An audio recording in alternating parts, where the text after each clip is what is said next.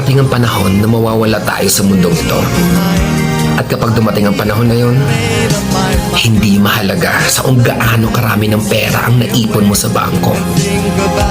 Hindi rin mahalaga sa kung gaano ka successful sa trabaho or sa business mo.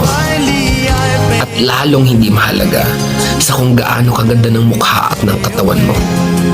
Dahil ang mahalaga pagdating ng panahon na yun ay ang sagot sa tanong na naging masaya ka ba? Nagawa mo ba ang kagustuhan ng puso mo kahit pag-gaano ka malito sa mata ng mundo? Dahil sa huli naman, ikaw naman magdadala ng mga memories na yon sa libingan mo. Hindi naman ang mga tao sa paligid mo. So make sure na bago pa dumating ang panahon na aalis na tayo sa mundo